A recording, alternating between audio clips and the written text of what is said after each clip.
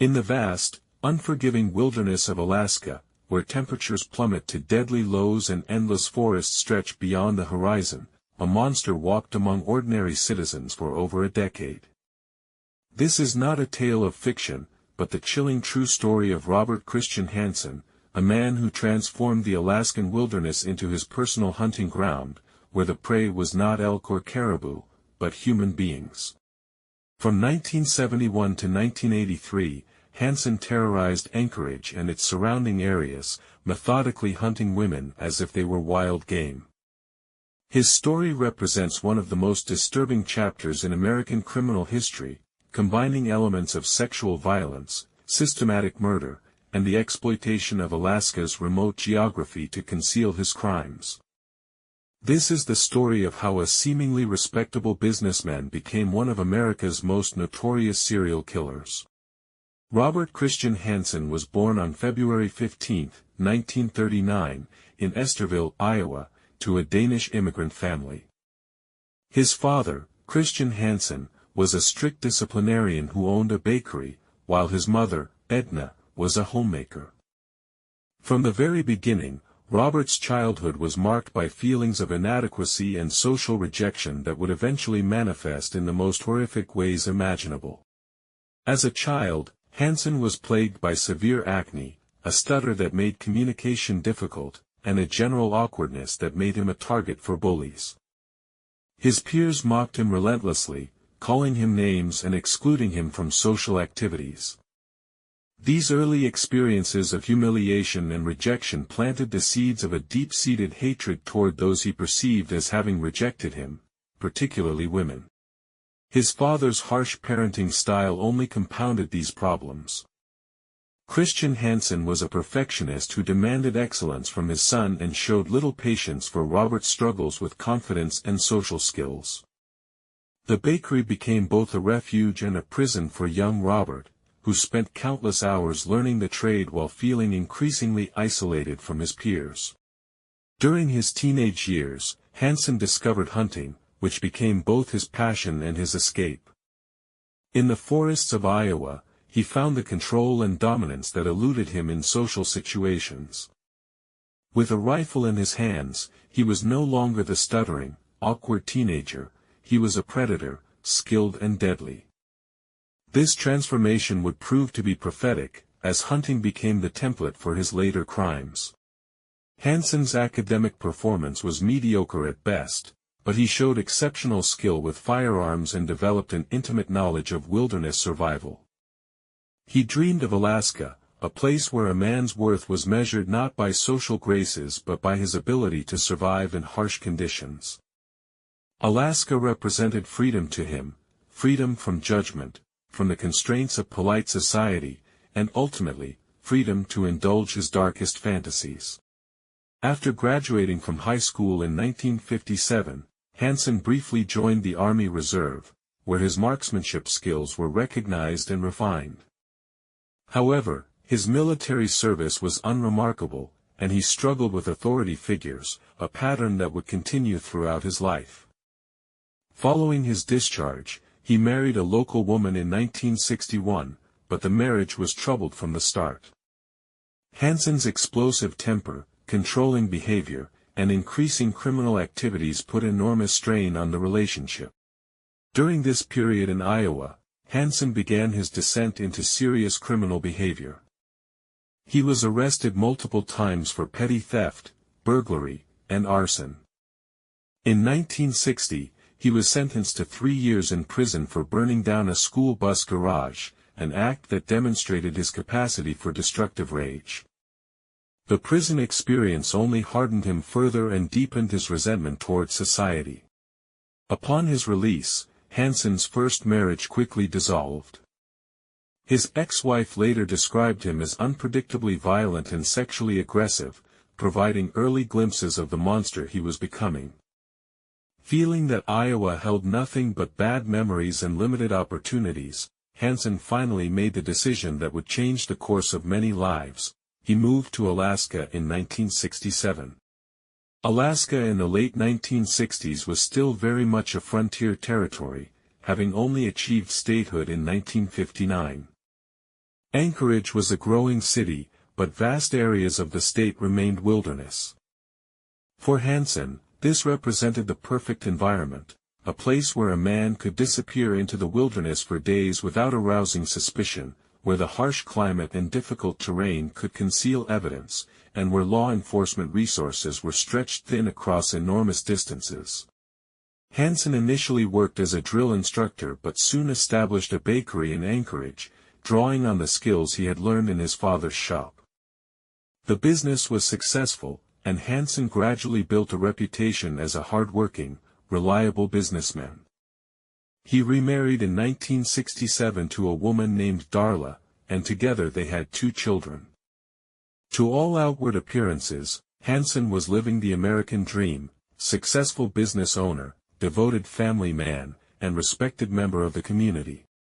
While Hansen was building his legitimate life in Anchorage, he was simultaneously developing the skills and resources that would enable his killing spree. His bakery provided him with financial stability and a respectable cover, but his true passions lay elsewhere. He became an accomplished pilot, purchasing his own small aircraft, a skill that would prove crucial to his later crimes. He also continued to hone his hunting abilities, becoming one of Alaska's most skilled big-game hunters. Hansen's hunting prowess was legendary in Alaska. He held several world records for large game and was featured in hunting magazines for his achievements. His trophy room was filled with the heads and pelts of animals he had killed across Alaska's wilderness. More ominously, he had developed an extensive knowledge of Alaska's remote areas, knowledge that he would later use to dispose of human remains. The facade of respectability was carefully maintained. Hansen was active in his community, served as an assistant scoutmaster, and was regarded as a devoted father and husband. However, beneath this veneer, he was beginning to act on his violent fantasies. Starting in the early 1970s, Hansen began frequenting Anchorage's red light district, which was centered around 4th Avenue. Anchorage's 4th Avenue Strip was a rough area populated by bars, strip clubs, and prostitutes who served the transient population of pipeline workers, fishermen, and other temporary residents. For Hansen, this area represented a hunting ground where he could find vulnerable women who were unlikely to be immediately missed if they disappeared.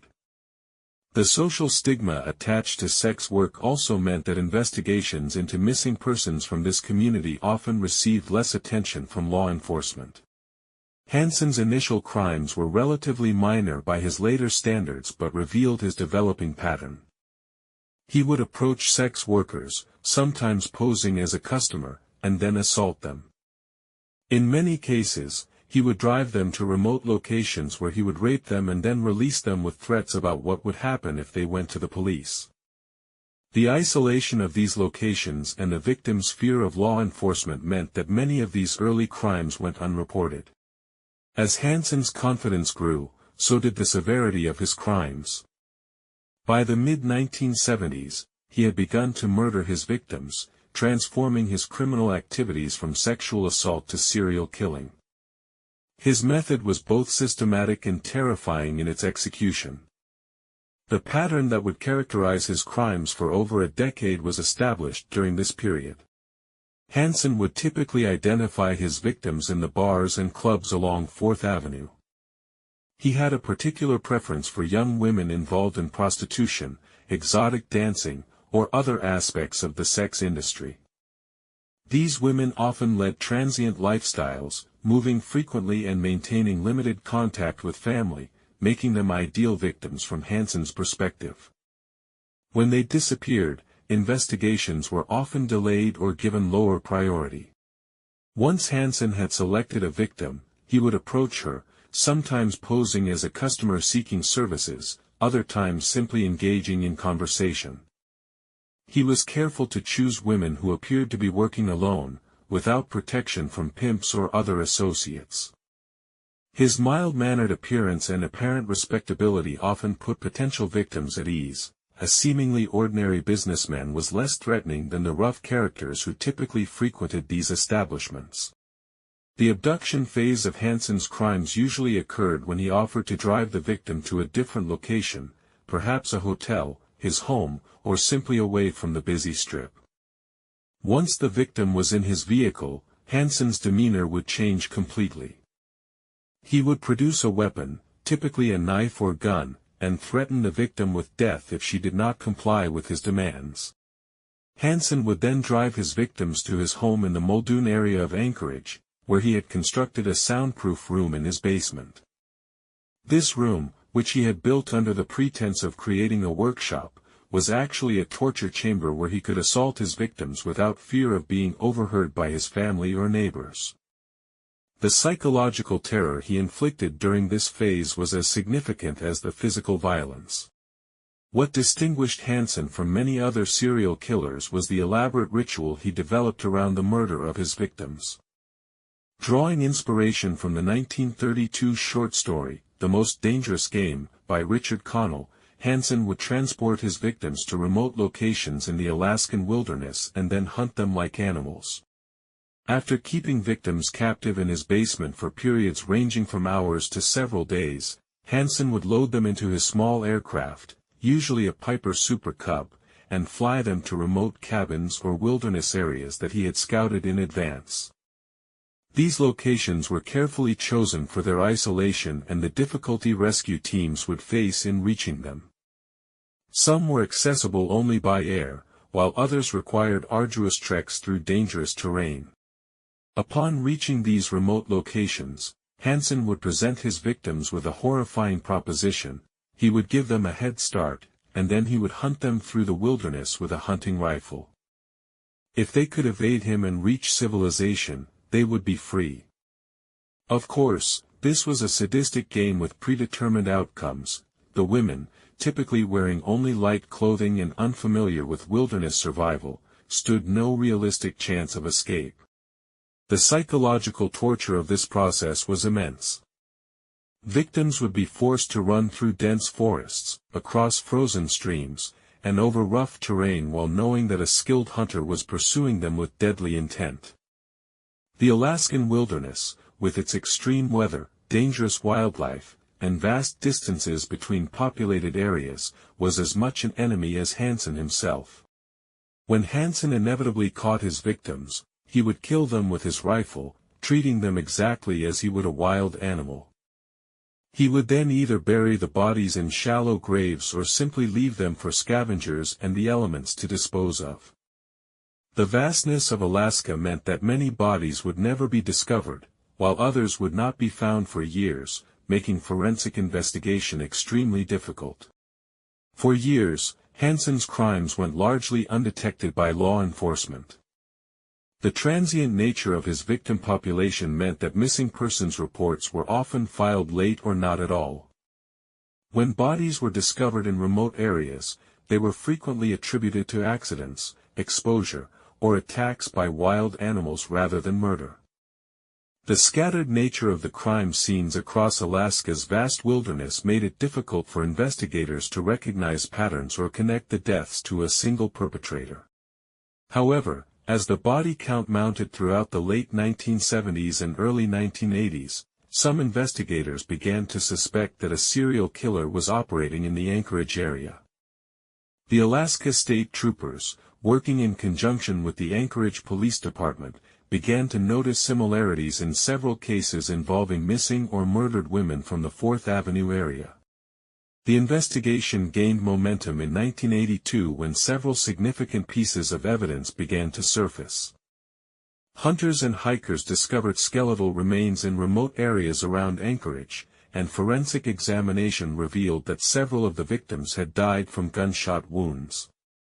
The locations where bodies were found suggested someone with extensive knowledge of Alaska's wilderness and access to aircraft for transportation. Detective Glenn Flotha of the Alaska State Troopers emerged as the lead investigator in what was becoming known as the Anchorage serial killer case. Flotha was a methodical investigator who began systematically reviewing missing persons cases and unsolved murders dating back to the early 1970s. His work revealed a disturbing pattern of disappearances among women involved in Anchorage's sex industry. The breakthrough in the case came from an unlikely source, a surviving victim. On June 13, 1983, a 17-year-old sex worker named Cindy Paulson managed to escape from Hansen's vehicle while he was attempting to kidnap her. Paulson ran to a nearby hotel and called the police, providing them with the first detailed account of Hansen's methods and, crucially, his identity. Cindy Paulson's escape and subsequent testimony provided investigators with their first real insight into Hansen's crimes. Her story was both terrifying and incredibly valuable to the investigation. According to Paulson, she had been approached by Hansen on 4th Avenue, where he posed as a potential customer. He offered her $200 for sexual services, which was a substantial amount that should have raised red flags. Hansen drove Paulson to his home, where he held her captive in his basement torture chamber. Over the course of several hours, he sexually assaulted her while describing in detail what he planned to do to her. He told her about his previous victims, describing how he had hunted them in the wilderness and killed them. He showed her newspaper clippings about missing women, claiming responsibility for their disappearances. Most chillingly, Hansen told Paulson that he planned to fly her to a remote cabin where he would release her and then hunt her through the forest. He described this as his favorite part of the process, explaining how much he enjoyed the terror in his victims' eyes as they realized they were going to die. The psychological torture was as much a part of his ritual as the physical violence. Paulson's escape occurred when Hansen was transferring her from his home to his vehicle for the trip to his aircraft. She managed to break free from her handcuffs and ran screaming into the street. Hansen, realizing that his carefully maintained facade was about to crumble, drove away rather than pursue her. This decision would prove to be his downfall. When Paulson provided police with Hansen's name and description of his vehicle, investigators initially were skeptical. Hansen was a well-known and respected businessman with no apparent history of violent crime. However, Detective Flotha decided to investigate her claims thoroughly, beginning surveillance of Hansen and looking into his background. The investigation into Robert Hansen required careful coordination between multiple law enforcement agencies. The Alaska State Troopers took the lead, but they also worked closely with the Anchorage Police Department, the FBI, and other federal agencies. The scope of the investigation was unprecedented in Alaska's history, involving dozens of investigators and covering thousands of square miles of wilderness. Detective Flotha's first step was to verify Cindy Paulson's account by examining Hansen's background and activities. What they discovered was both reassuring and terrifying. Hansen had indeed been arrested for minor crimes in Iowa, but his record in Alaska was clean. However, his extensive hunting activities, his ownership of aircraft, and his detailed knowledge of remote areas all supported Paulson's story. Investigators began surveillance of Hansen, watching his movements and documenting his activities. They discovered that he frequently flew to remote areas of Alaska, often returning with hunting trophies but sometimes making trips that seemed to have no legitimate hunting purpose. These flights often coincided with the disappearances of women from the Anchorage area. The investigation also involved extensive searches of areas where Hansen was known to have hunted or maintained cabins. These searches were complicated by Alaska's harsh weather and difficult terrain, but they began to yield results. Additional bodies were discovered, and forensic evidence began to link them to a single perpetrator. One of the most significant pieces of evidence came from ballistics analysis. Several of the victims had been killed with the same weapon, a rifle that matched the type Hansen was known to own. When investigators obtained a search warrant for Hansen's home and business, they discovered an extensive collection of firearms, including the murder weapon. The search of Hansen's property also revealed other damning evidence. In his home office, investigators found detailed maps of Alaska with locations marked that corresponded to body dump sites. They also discovered jewelry and personal items that belonged to missing women, trophies that Hansen had kept from his victims. On October 27, 1983, Robert Hansen was arrested at his bakery in Anchorage. The arrest was carried out quietly to avoid alerting Hansen to the full scope of the evidence against him. Initially, he was charged with kidnapping and sexual assault in connection with Cindy Paulson's case, but investigators made it clear that additional charges would be forthcoming. Hansen initially denied all allegations, maintaining his innocence and expressing shock that he could be suspected of such crimes. He hired a competent defense attorney and prepared to fight the charges in court. However, as the evidence against him mounted, his legal team began to recognize that their client's situation was hopeless.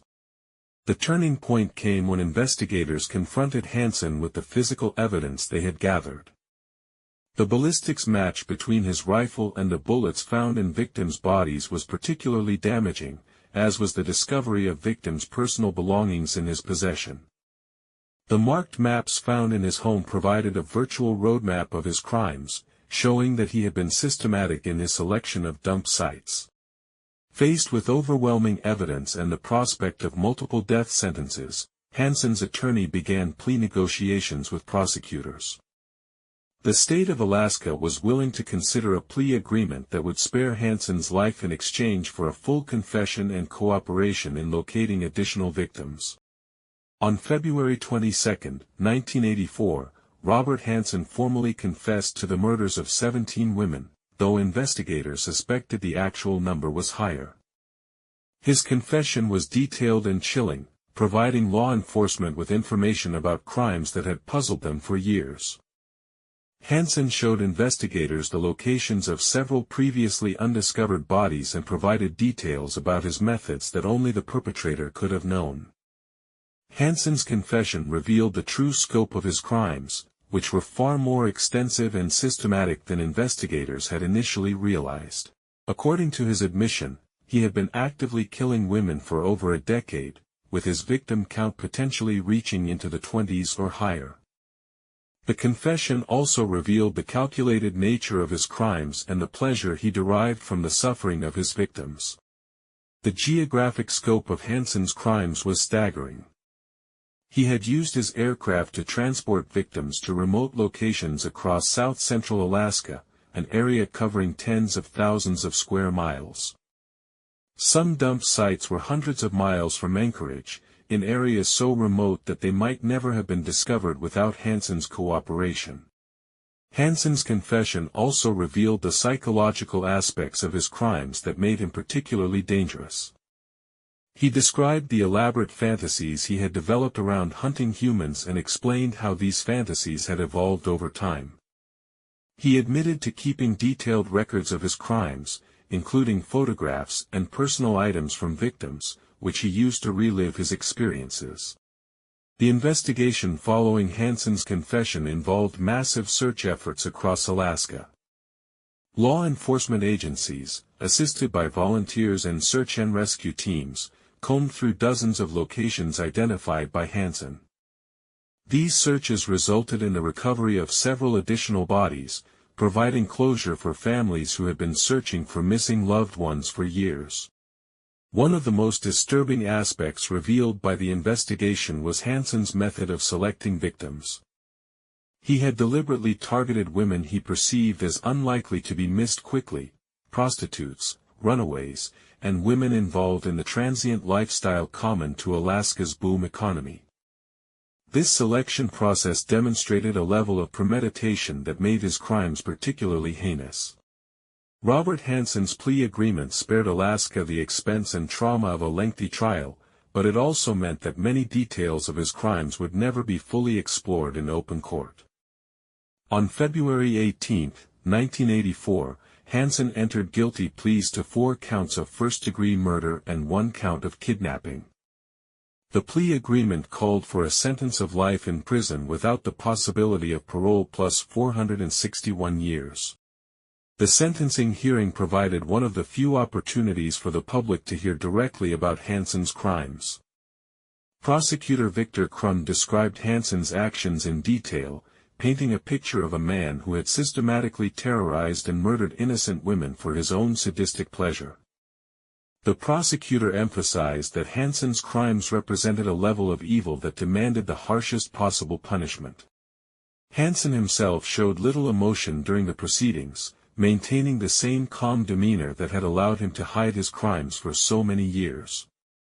When given the opportunity to address the court, he offered only a brief statement expressing regret for his actions, but providing no insight into his motivations or mental state. The families of Hansen's victims were given the opportunity to provide impact statements, though many chose not to participate due to the painful nature of the proceedings. Those who did speak described the devastating effect Hansen's crimes had on their lives and expressed satisfaction that he would never be free to hurt anyone else. Judge Ralph Moody imposed the agreed-upon sentence, noting that Hansen's crimes represented one of the most serious cases ever to come before an Alaska court. The judge emphasized that the sentence reflected not only the severity of Hansen's crimes but also the need to ensure that he would never again pose a threat to society. Following his sentencing, Robert Hansen was transferred to Spring Creek Correctional Center in Seward, Alaska, where he would spend the remainder of his life. Prison life represented a dramatic change for a man who had been accustomed to the freedom of Alaska's wilderness and the respectability of business ownership. In prison, Hansen was kept in protective custody due to the nature of his crimes. Sex offenders and those who prey on women are typically targets for violence in prison, and Hansen's notoriety made him particularly vulnerable. He spent most of his time in isolation, with limited contact with other inmates. Despite his incarceration, Hansen continued to be of interest to law enforcement agencies investigating cold cases across Alaska and other states. Over the years, investigators would occasionally visit him, seeking information about unsolved disappearances that might be connected to his crimes. Hansen was generally cooperative with these inquiries, though he maintained that his confession had been complete. Hansen's family life was completely destroyed by his crimes. His wife Darla divorced him and moved away with their children, seeking to escape the notoriety associated with the Hansen name. The bakery business he had built was sold, and the family home was eventually demolished. The respectable life he had constructed as a cover for his crimes disappeared as completely as his victims had. On August 21, 2014, Robert Hansen died in prison at the age of 75. He had served 30 years of his life sentence, spending his final decades in the isolation he had once imposed on his victims. His death received little media attention, marking an unremarkable end to a life that had been marked by extraordinary evil. The Hansen case had a profound impact on law enforcement practices in Alaska and beyond. The investigation demonstrated the challenges faced by police agencies when dealing with serial killers who operate across vast geographic areas and target marginalized populations. The case led to significant improvements in how missing persons cases are handled and how different agencies coordinate their efforts. Detective Glenn Flotha, who led the investigation, became recognized as one of Alaska's most accomplished investigators. His methodical approach to the Hansen case became a model for other serial killer investigations, and he continued to work on cold cases related to Hansen's crimes until his retirement. The case also highlighted the vulnerabilities faced by women involved in sex work and other marginalized activities. Hansen's ability to prey on these women for over a decade without detection demonstrated the need for better protection and support services for vulnerable populations. The Hansen investigation led to improvements in forensic techniques and evidence preservation in Alaska. The state invested in better equipment and training for investigators, recognizing that the challenges of Alaska's geography require specialized approaches to law enforcement. While Robert Hansen's name became infamous, it's important to remember that his story is ultimately about the lives he destroyed. The women he murdered were daughters, sisters, mothers, and friends who deserved better than to become victims of his sadistic fantasies. Many of Hansen's victims remain unidentified, their names lost to time and circumstance. The transient nature of Alaska's population during the pipeline boom years meant that some women disappeared without leaving clear records of their identities. These unknown victims represent one of the most tragic aspects of Hansen's crimes. The identified victims included women like Paula Golding, a 30-year-old dancer who disappeared in April 1983, Sherry Morrow, a 23-year-old exotic dancer who vanished in November 1981, and Angela Fed-Dern, a 24-year-old prostitute who was last seen in February 1983. Each of these women had their own story, their own dreams and struggles, before they encountered Hansen. Efforts to identify Hansen's remaining victims continue to this day. Advances in DNA technology and forensic techniques have allowed investigators to revisit evidence from the case, sometimes leading to new identifications. These efforts represent a commitment to ensuring that Hansen's victims are not forgotten. Understanding the psychology behind Robert Hansen's crimes has been the subject of considerable study by criminologists and psychologists. His case represents a relatively rare example of a serial killer who combines sexual violence with elaborate ritualistic elements, making him a subject of particular interest to those studying criminal behavior. Hansen's childhood experiences of rejection and humiliation appear to have played a crucial role in shaping his later criminal behavior. The bullying he experienced and his feelings of social inadequacy created deep-seated resentments that he eventually expressed through violence against women. His choice to target sex workers can be understood as an attempt to victimize women he perceived as having the power to reject him. The hunting aspect of Hansen's crimes reflects a desire for complete dominance and control over his victims. By literally hunting women like animals, he was able to reverse the power dynamics that had made him feel powerless throughout his life. The remote wilderness settings he chose also reflected his comfort in environments where he possessed superior skills and knowledge. Hansen's ability to maintain a facade of respectability while committing horrific crimes demonstrates the compartmentalization often seen in serial killers. He was able to function normally in his business and family life while simultaneously planning and executing elaborate murders. This dual existence requires a level of psychological sophistication that makes such criminals particularly dangerous. The story of Robert Hansen serves as a stark reminder of the capacity for evil that can exist within seemingly ordinary individuals. For over a decade, Hansen walked among the citizens of Anchorage as a respected businessman and community member, while secretly conducting one of the most horrific killing sprees in American history. The case demonstrates the importance of taking reports from marginalized individuals seriously, regardless of their social status or lifestyle. Many of Hansen's early crimes went unreported or uninvestigated because his victims were involved in prostitution or other stigmatized activities. This allowed him to continue killing for years longer than might have been the case if all victims had received equal attention from law enforcement. Hansen's crimes also illustrate how geographic isolation can be exploited by criminals to conceal their activities. Alaska's vast wilderness provided him with the perfect environment for disposing of evidence and victims, making detection extremely difficult. This geographic challenge continues to complicate law enforcement efforts in remote areas. The investigation that ultimately brought Hansen to justice represents one of the most successful serial killer investigations in American history. The cooperation between multiple agencies, the methodical approach taken by investigators, and the courage of survivors like Cindy Paulson all contributed to ending Hansen's reign of terror. Today, the name Robert Hansen serves as a cautionary tale about the monsters who might be hiding behind facades of respectability. His story reminds us that evil can take many forms and that vigilance is required to protect the most vulnerable members of society from those who would prey upon them. The frozen wilderness of Alaska no longer serves as hunting grounds for Robert Hansen, but his crimes continue to resonate as a reminder of humanity's capacity for both evil and justice. The women he killed deserve to be remembered not as victims, but as individuals whose lives had value and whose deaths demanded justice.